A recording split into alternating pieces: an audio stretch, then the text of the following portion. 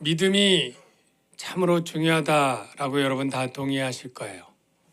근데 믿음은 두 글자지만 거기엔 중요한 내용들이 있죠. 누구를, 무엇을 어떻게 믿느냐. 우리는 예수가 하나님인 것, 예수가 우리의 구원자로서 구원의 행위를 하신 것을 행위가 아닌 오직 믿음으로 받아들입니다. 여러분 다 이런 믿음을 가지게 되시길 주의 이름으로 축원합니다. 이 믿음의 차이에 따라 예배자와 예배당에 있는 자가 구별될 수 있어요. 저와 여러분은 다 예배당에 있습니다. 다 예배자였으면 좋겠습니다.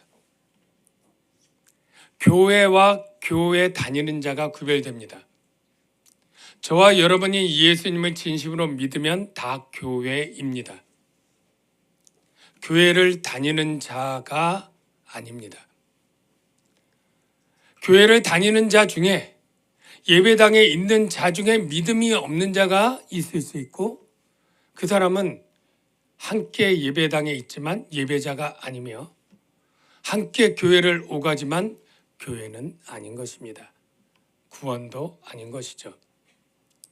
오늘 베드로의 이야기를 보면서 우리의 믿음이 어떠한지를 좀 살펴보는 시간이 꼭 되면 좋겠는데요. 지금 본문은 우리가 잘 아는 것처럼 이 베드로가 3번 부인하는 그러한 내용이 주로 되어 있습니다. 이 겟세마네 동산에서 체포당했던 이 예수님은 이제 기드론 시내를 거꾸로 돌아와서 대제사장 관저로 가게 됩니다. 관저의 위치는 이렇습니다. 관저가 보이시죠? 거의 안 보이나요? 볼 수 있도록 해드리겠습니다. 네. 저걸 확대하면 대제사장 관저는 빨간 지붕. 저건 제가 칠한 색깔이니까 저기고요. 그 위에 크게 헤롯 궁정인데 저기에 빌라도가 명절에는 머뭅니다. 그래서 오가는 것을 나중에 알 수 있도록 미리 보여드렸고요. 저 우측에 하스모니안 궁전은 헤롯 왕이 6월절에 오게 돼서 나중에 보면 저기도 한번 끌려갔다 오기 때문에 요 세 장소가 결박당한 예수가 그 밤에 왔다 갔다 해야 되는 곳이라 여러분이 조금 이해할 수 있도록 보여드립니다. 여러분 중에 좀 궁금한 분들은 왜 대제사장 관저로 갔지? 원래는 사내들인 공회로 가서 재판을 받아야 됩니다. 사내들인 공회는 주로 성전의 부속실에 있었고요. 그런데 오늘은 특별하게 안나스에게 갑니다. 왜 그렇습니까? 불법 재판이기 때문입니다. 여러분, 유대인들의 법은 재판은 날이 밝은 후에 반드시 하도록 규정되어 있습니다. 지금 새벽입니다. 그 시간이 불법입니다. 아직 공회원들이 다 오지도 않았습니다. 급하게 안나스에 가서 예비 신문으로 제목을 만들어내는 것입니다. 여러분, 원래 대제사장은 종신직입니다. 안나스는 주 6년에서 15년까지 대제사장을 했습니다. 그리고 지금 현직은 대제사장 안나스의 사위인 가야바가 지금 현직 대제사장입니다. 안나스와 가야바는 사위와 장인 관계입니다. 원래 대제사장은 종신직이지만 로마에 의해서 정치 결탁해서 얻은 것이기 때문에 중간에 잘린 것입니다. 안나스는 첫 아들을 세웠지만 3년 만에 대제사장에서 그도 그만두게 되고 지금 예수님이 붙잡히는 이때는 바로 가야바가 대제사장입니다. 36년까지 하는데 36년 이후에도 안나스는 둘째 아들, 셋째 아들, 넷째 아들, 다섯째 아들까지 다 대제사장을 시킵니다. 그러니까 실세입니다. 유대인들에게도 많은 대제사장이 있지만 가장 높은 대제사장은 안나스이기 때문에 예수님을 체포해서 현 대사장보다 실세인 안나스에게 유죄 혐의를 선고를 받고 그리고 보낼 계획을 세운 것입니다. 다행히 안나스와 가야바는 같은 관저에 삽니다. 그래서 같은 뜰을 공유하고 있죠. 그래서 안나스에게 예수를 결박해서 끌고 갔습니다. 그리고 이제 제자가 2명이 따라가게 되는데 15절을 보십시오. 시몬 베드로와 또한 다른 제자 한 사람이 예수를 따르니 이 제자는 대제사장과 아는 사람이라.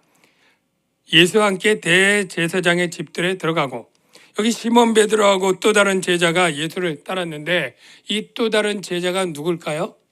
네, 짐작하듯이 요한입니다. 요한은 자기 이름을 밝히지 않고 늘 복음에 또 다른 제자, 사랑하는 제자 이렇게 익명으로 표현을 하죠. 근데 요한은 어떻게 대제사장과 알게 되었을까요? 2가지로 추측하는데, 첫째는 이 요한이 제사장 친척이 있습니다. 그래서 그 제사장과 대제사장이 서로 친분이 있으면서 알게 되었을 거다라고 보는 견해가 있고요. 또 하나는 이 세베대 아들 요한인데, 이 세베대가 갈릴리 북쪽의 이 어부 출신인데 그쪽에서 소금에 절인 생선을 예루살렘에게 납품을 할 때 그 납품업자로서 굉장히 큰 거상이었기 때문에 대제사장 집에 소금에 절인 생선을 늘 납품하는 사람이기 때문에 서로 알고 있었다, 그런 견해도 있습니다. 정확하지는 않지만 아무튼 요한은 그 집을 친분이 있어서 무사 통과할 수 있는 그러한 입장이라 예수를 쫓아 들어갔습니다. 근데 베드로도 여길 따라간 거예요.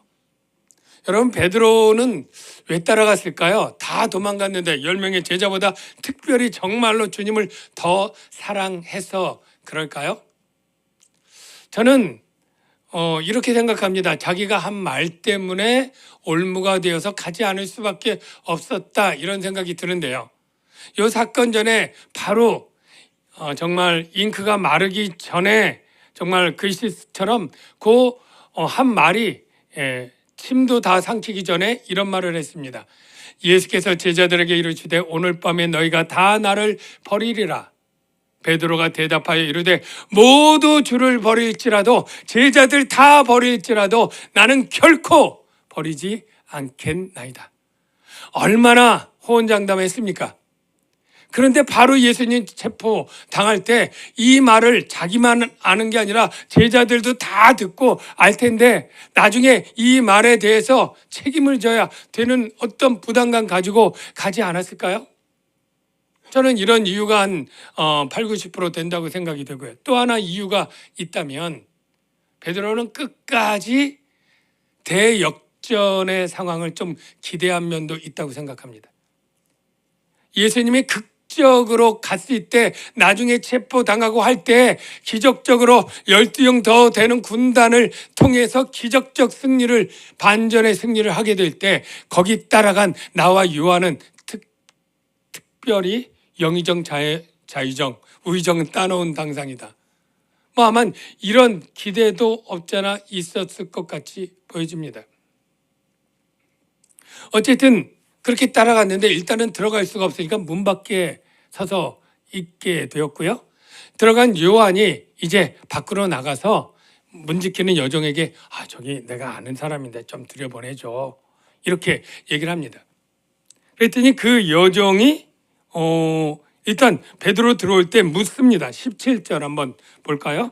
문 지키는 여종이 베드로에게 말하되 너도 이 사람의 제자 중 하나가 아니냐? 요게 뉘앙스가 좀 다른데요. 아니라는 것에 방점이 있습니다. 너 예수님의 제자지가 아니라 예수님의 제자 아니지? 라고 묻는 거예요. 왜냐하면 요한이 예수님의 제자인 거 알거든요. 그래서 너도 라고 묻습니다.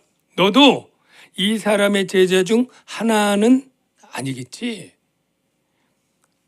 큰 위협이 없었습니다. 그러나 베드로는 나는 아니야 라고 들어옵니다. 그때는 추운 거로, 왜냐하면 이 4월 초순이라고 보여주는데 6월절은, 근데 이 4월 초면 뭐가 그렇게 춥겠나 하지만 그 팔레스타인은 일교차가 굉장히 크고 낮에 뜨거웠던 것에 익숙한 사람이 밤이 되면 더 추위를 느끼고요. 그리고 거기는 예루살렘이니까 한 800m 높이 됩니다. 원래 높은 산악지대는 더 춥잖아요. 그러니까 거기 숯불을 켜놓고 그 새벽에 이제 불을 쬐게 되는데, 베드로도 거기 있다 보니까 너무 추워서 겹불을 쬐러 이렇게 가는 상황까지 왔습니다. 한편 19절을 보면 이제 예수님의 신문이 안나스에 의해서 되어지는데요. 안나스가 이렇게 묻습니다. 예수에게 그의 제자들과 그의 교훈에 대하여 물으니, 두 가지 묻죠. 너 가르친 교훈이 뭐야? 뭘 그렇게 잘못 가르쳤어? 너 제자들이 따라다니면서 불법을 행한 그 죄목이 뭐야? 이렇게 묻는 거예요. 여러분, 이건 엉터리 질문이고 재판에선 있어서는 안 되는 거예요. 왜냐하면 보통 재판을 하면 예수님의 교훈이 잘못되었다, 제자들이 불법을 행했다고 하는 고발자들의 고발이 있어야 됩니다. 그런데 불법한 재판이니까 고발자들도 없고 고발도 없는 거예요. 보통 그렇게 고발하면 예수님이 나는 교훈 잘못한 거 없는데, 제자들도 정당했는데, 그러면 증인을 부르겠어. 그리고 증인이 나와서 고발과 위법을 얘기를 해야 되는 게 보통 재판인데, 지금 증인도 없고 고발자도 없는 거예요. 이 새벽에 위증자들이 아직 안 온 거예요. 가야바 때는 와요. 근데 이 안나스는 먼저 하니까 그들이 없는 거예요. 그러니까 직접 죄인을 대놓고 너 교훈과 제자들 얘기해봐. 너 잘못한 거 다 얘기해봐. 이런 식으로 묻는 게 정말 있을 수 없는 재판의 모습입니다. 그래서 예수님이 대답을 하는데 20절에 이렇게 말하죠. 예수님이 호락호락하지 않습니다. 내가 드러내놓고 세상에 말하였노라. 모든 유대인들이 모이는 회당과 성전에서 항상 가르쳤거늘 은밀하게는 아무것도 말하지 아니할거늘 어찌하여 내게 묻느냐. 고발자들이 다 듣고 알았을 테니까 그 고발자들의 고발을 나에게 해봐라. 왜 나한테 묻느냐. 내가 무슨 말을 하였는지 들은 자들에게 물어봐라. 들은 자들이 없거든요. 지금 안 왔거든요. 위증자들도 없어요. 그들이 내가 하던 말을 아느니라. 할 말이 없도록 예수님이 반론을 편 거예요. 그러자 할 말이 없으니까 그냥 대제사장이 하석이 그냥 예수님의 뺨을 치는 폭력으로 딱 입막음을 하려고 합니다. 예수님이 대답을 하시죠. 내가 말을 잘못하였으면 그 잘못한 것을 증언하라. 바른 말을 하였으면 내가 어찌하여 나를 치느냐. 이 말도 맞는 말씀이거든요. 예? 그러니까 그 다음 구절이 뭐냐면 안나스나 이 친종이 뭐라고 반론하거나 변론하는 내용이 없어요. 유구무원입니다. 그래서 안나스가 무슨 죄목을 가지고 정죄해서 가야바로 보내려고 하는 계획은 실패했습니다. 그래서 안나스가 예수를 결박한 그대로 죄목도 내지 못하고 대제사장 가야바에게 보냅니다. 요한복음은 가야바의 법정은 다루지 않습니다. 왜냐하면 이미 공관복음에 다 나와 있기 때문에 없는 안나스의 재판 과정을 얘기했고요. 한편 이제 베드로 다시 장면이 옮겨서 겹불을 찌던 베드로에게 두 번째 질문이 들어옵니다. 그게 뭐냐면 25절을 보십시오. 시몬 베드로가 가서 불을 쬐더니 사람들이 묻되 너도 그 제자 중 하나가 아니냐. 너도는 요한과 더불어 너도 그 제자 중 하나가 아니냐. 여기도 아니냐의 방점이 찍혀 있습니다. 너 그 제자 아니지? 그 제자지가 아니라 그 제자 아니지? 베드로가 부인하여 이르되 나는 아니라. 사실 마태복음에는 이때 맹세했다고 해요. 하늘에 맹세하고 나는 아니다. 이렇게 되어 있는데 요한은 맹세했다 이 말을 빼요. 왜냐하면 베드로랑 요한은 특히 절친입니다. 그래서 가능한 베드로의 체면을 좀 살려주는 면이 있는 것 같아요. 그래서 이제 마지막 26절을 보십시오. 보니까 대제사장의 종 하나는 베드로에게 귀를 잘린 사람의 친척이라. 귀를 잘린 사람 누구죠? 말고. 그러나 예수님이 다시 그 귀를 붙여 치료해 줬습니다. 그런데 그 사건의 현장에 있었다면 베드로를 인상 깊게 기억할 거예요. 베드로는 그 후에 올 때 옷을 갈아입거나 변장한 그러한 그러한 여력도 없습니다. 그러니 그 옷차림 그대로 그 모습이니까 분명히 아는 거죠. 그러니까 이렇게 말합니다. 네가 그 사람과 함께 동산에 있던 것을 내가 보지 아니하였느냐라고 물을 때 더 강력한 부인이 있어야 됐습니다. 그래서 여기도 간단히 부인하였다 그러지만 마태는 얄짤 전문 용어인데 그러니까 전혀 가감없이 폭로를 합니다. 마태복음 26장 74절에 보면 그가 저주하며 맹세하여 이르되 나는 그 사람을 알지 못하노라. 여러분, 요거는 곁다리인데 저주하며 맹세했다고 할 때 누구를 저주했을까요? 혹시 예수를 저주한 것 아니냐고 보통들 많이 생각하는데 꼭 그렇게 생각할 필요 없습니다. 보통 맹세를 확정하기 위한 저주를 할 때 자기에게 저주합니다. 내 말이 거짓말이면 내 손에 장을 지죠. 내 목에 칼이 들어와도 내 말은 거짓말이 아니야. 유대인도 똑같습니다. 엘리사의 목을 오늘 내가 죽이지 않으면 하나님이 내게 벌 위에 벌을 더하시리라. 그래서 베드로의 저주는 이 맹세를 확정하기 위해서 내가 거짓말이면 내가 천벌을 받아도 싸라고 하는 자기를 향한 저주였다고 저는 생각을 합니다. 그래서 세 번째 부인의 마태복음은 그가 저주하며 맹세했다라는 말을 쓰고요. 누가복음에는 의미 있는 문구가 있는데 주께서 돌이켜 베드로를 보셨다. 막 부인하고 닭이 우는데 주께서 돌이켜 봤다는 거예요. 그 눈이 서로 마주친 거죠. 여러분, 이때 베드로의 마음은 충분히 알겠는데 얼마나 부끄럽고 얼마나 죄송하고 뭐 그런 통곡의 직전의 마음이 울컥할 정도의 그건 알겠는데 예수님의 마음이 어땠을까요?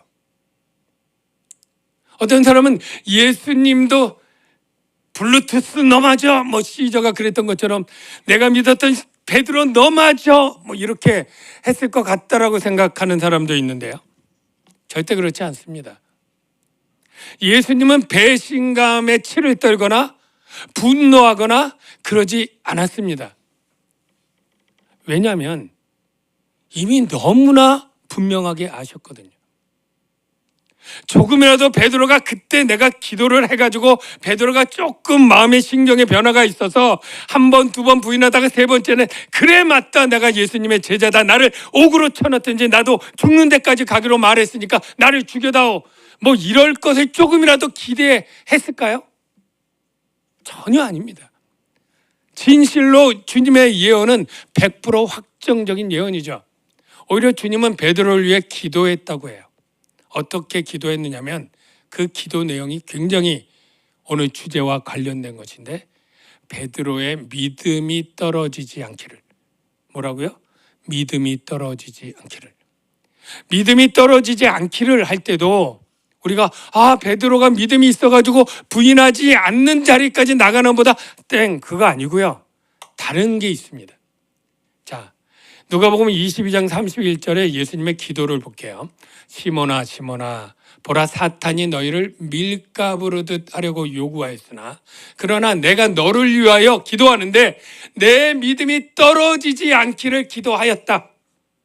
기도할 것이다가 아니라 이미 겟세마네 동산부터 내 믿음이 떨어지지 않기를 그리고 이전부터 기도하였다 이렇게 얘기를 하고 있어요. 먼저 밀가부르듯 의미가 뭔지 좀 살펴볼게요. 밀가부른다 무슨 뜻이에요? 밀가부른다. 여러분 쉽게 말하면 체질한답니다.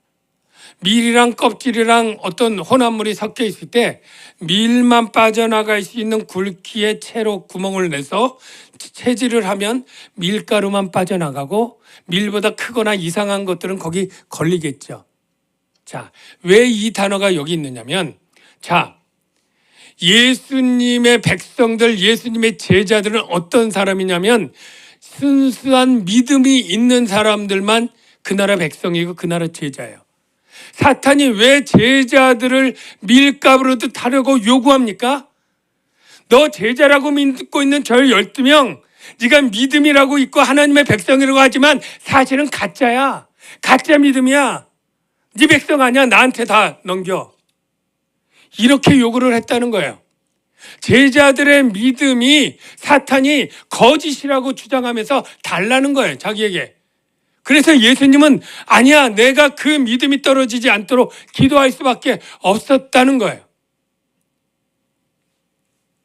예수님은 베드로가 내가 주와 함께 오게도 죽는 데에도 가기를 각오하였나이다 이 말할 때에도 베드로는 3번 부인할 것을 예수님은 분명히 아셨어요. 그러면 왜 사탄은 제자들의 믿음이 가짜라고 청구할까요? 그 결정적인 힌트가 바로 그날 일어납니다. 제자들이 막 싸우는 거예요. 유월절 전날에. 뭐 때문에요? 누가 크냐? 누가 더 크냐? 왜 누가 크냐를 왜 싸웁니까? 이제 예수님이 예루살렘에 들어갈 텐데 분명히 이 로마를 무찌르고 왕으로 등극하고 영광을 받을 때 그때 누가 영의정이 되고 누가 우의정이 되고 좌의정이 되고 누가 장관이 되고 누가 차관이 될 거를 자기네들끼리 정하면서 싸움이 일어난 거예요.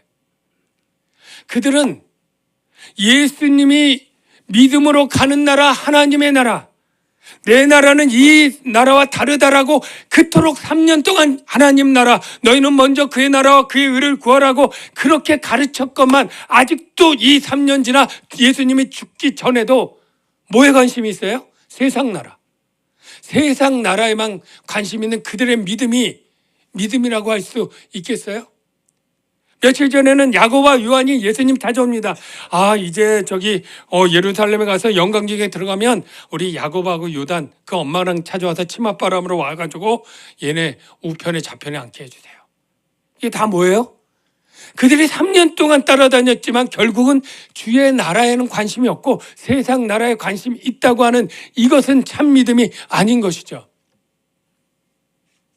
혹 여러분들 가운데도 우리들 가운데 내가 예수님을 믿고 갈 그 영생의 하나님 나라보다도 내가 이 세상 7, 80 살 때 예수 믿으면 여러 가지로 마음의 평안도 있고 좋은 사람도 있고 교회 생활이 재밌고 이 세상 나라를 조금 행복하게 살기 위한 목적이 전부라면 주님이 기도해야 되는 거예요. 그 사람의 믿음이 바로 서도록. 주님은 제자들의 믿음, 베드로의 믿음을 이렇게 기도했죠. 누가 크냐는 다툼이 일어났다. 그때 주님이 말하죠. 내 나라는 그런 게 아니야. 세상 나라 말고 내 나라는 내 나라에는 젊은 자와 같고 섬기는 자와 같고 나도 너에게 내 나라를 얘기를 하는데 계속 영광 중에 세상 나라의 영광을 얘기하는 제자들 보는 거죠. 그러면서 이제 예수님이 내가 죽겠다고 얘기를 할 때 정말로 그 믿음이 실망스럽게 보이는데 이 베드로의 믿음 떨어진 게 언제부터인지 아세요? 여러분, 베드로가 아주 예수님에게 정말 그 대답을 너무나 잘해서 정말 하늘 끝까지 올라가고 했던 그런 시기가 있습니다. 언제입니까? 바로 가이사랴 빌립보에서 세상 사람들이 날 누구라 하느냐. 그러니까 제자들이 뭐 세례 요한, 엘리사, 뭐 선지자 막 이렇게 할 때 베드로만 딱 나서서 주는 그리스도시요 살아계신 하나님의 아들이니다. 아주 홈런을 딱 치죠. 그러니까 주님이 야 바요나 시몬아 정말 네가 대답 잘한다. 그런데 이것은 하나님이 하신 거야. 그러나 너무 너 대답을 잘했고 내가 이 반석 위에 내 교회를 세우겠다. 그리고 내가 천국 열쇠를 내게 줄게. 음부의 권세가 이기지 못할 거야. 막 이렇게 얘기를 합니다. 너무너무 아마 베드로는 우쭐하고 신났겠죠. 그 다음에 예수님이 비로소 이제 믿음이 섰겠거냐 하고 얘기를 해주는데 내가 예루살렘에 올라갈 텐데 그때 내가 장로들과 대제사장들에게 고난받고 죽을 거야. 3일 후에 부활할 거지만 죽을 거야. 이걸 비로소 얘기를 합니다. 그때 베드로가 어떻게 반응을 했습니까? 예수님을 붙잡았다 그랬어요. 항변했다 그랬어요. 아니 감히 다른 표현에는 꾸짖었다는 표현도 있어요. 그러니까 마치 선배가 후배 다루듯이 그렇게 예수님을 붙잡고 그리 마옵소서 이 일이 결코 죽게 미치지 아니하리이다. 자, 자막을 볼게요. 두 번째, 베드로가 예수를 붙들고 항변하여 이르되 주여 그리 마옵소서 이 일이 결코 죽게 미치지 아니하리이다. 아니, 십자가의 구속의 사건을 막아요? 그러면 우리 모든 인류가 어떻게 죄사함을 받습니까? 우린 다 멸망으로 영벌로 떨어지는 그 일을 베드로가 막아서는 거예요. 그러니까 주님이 뭐라고 아주 단호하게 말합니까? 예수께서 돌이키시면 베드로에게 이르시되 사탄아 내 뒤로 물러가라. 너는 나를 넘어지게 하는 자로다. 내가 하나님의 일을 생각하지 아니하고 도리어 사람의 일을 생각하는도다. 베드로가 무슨 일을 생각했다고요? 사람의 일. 그러면 베드로가 뭘 생각으로 이렇게 막았을까요? 정말로 충성심 때문에? 예수가 죽으면 안 되는 그 충성심이 아니고 사람의 일, 하나님의 일 아니고 자기 일을 생각한 거예요. 그게 뭐예요? 내가 이제 예수를 쫓은 지 3년 되었는데 3년 동안 정말 직장도 잃고 사람도 잃고 유대교에서 출교당하고 외롭고 힘든 비난의 길을 왔는데 3년 동안 예수가 따라다녔는데 예수가 죽다면 내 모든 투자와 수고는 다 헛수고 아니야. 나는 이제 어떻게 뭘 먹고 살라고 다시 돌아갈 수도 없는데 자기 삶을 걱정하는 거예요. 내가 한 모든 일이 헛되게 되는 이 예수님은 죽어서는 안 되는 거예요. 개인의 삶의 안위와 자기의 어떤 사리사욕적 이 욕망이 좌절될 때 절대 안 된다고 붙잡고 항변한 것이죠. 여러분,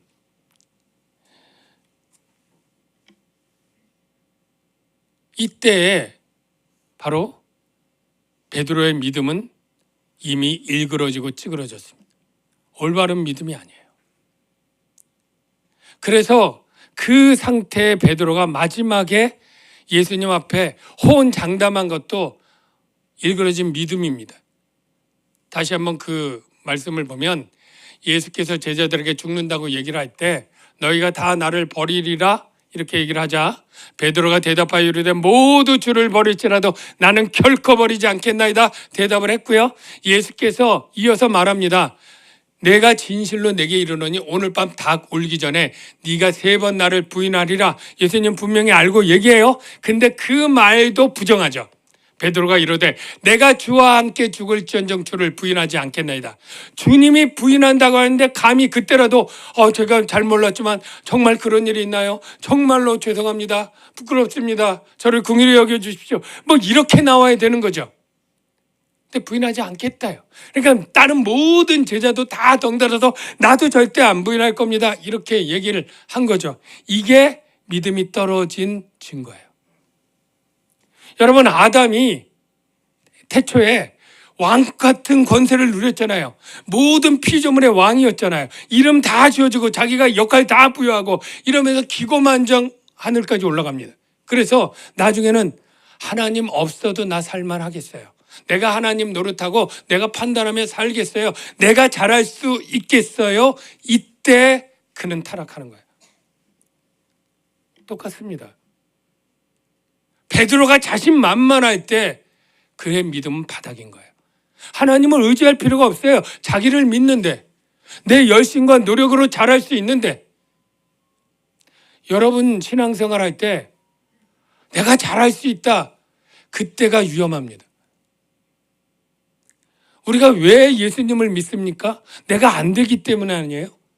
내가 철저히 무능하고 무기력하고 내가 도저히 율법으로든 철학이든 도덕이든 양심이든 절대 나를 구원할 수 없기 때문에 우리가 다 버리고 예수님을 통해서 내가 구원을 받겠다고 우리가 믿음 생활을 시작해놓고 왜 갑자기 내가 조금 열심히 기도하고 예배하고 봉사하고 헌금하고 뭔가 잘하면 우쭐대서 남을 판단하고 나는 내 스스로 어느 정도 할 수 있는 것처럼 서는 모습들이 우리 안에 왜 나타나는 거죠? 믿음이 떨어지기 때문이에요. 과도한 자신에 대한 신뢰는 주님에 대한 신뢰를 무너뜨립니다. 나를 믿으면 주님을 믿을 이유가 없는 것이죠.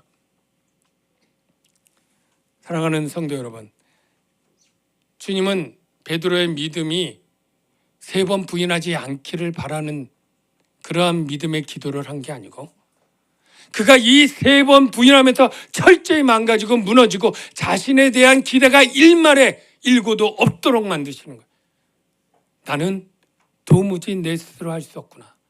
그것을 깨닫고 다시 주님만을 전적으로 겸손히 의뢰하는 그런 믿음으로 돌아오기를 기도한 거예요. 우리에게도 마찬가지입니다. 우리의 구원뿐 아니라 우리의 구원의 삶, 하나님 기뻐하시는 삶을 내 힘으로 할 수 없습니다. 오히려 나는 내 스스로 하면 다 망가지고 무너뜨립니다. 나도 베드로처럼 얼마든지 부인하며 세상으로 나갈 죄악과 욕망의 덩어리입니다. 내가 이것을 깨닫고 주님을 진짜 믿는 믿음으로 살게 도와주십시오. 우리가 그렇게 기도해야 될 줄로 믿습니다. 은혜 아니면 나는 설 수 없습니다. 주님 아니면 나는 넘어지고 무너질 수밖에 없습니다. 이게 우리의 고백이 되어야 됩니다.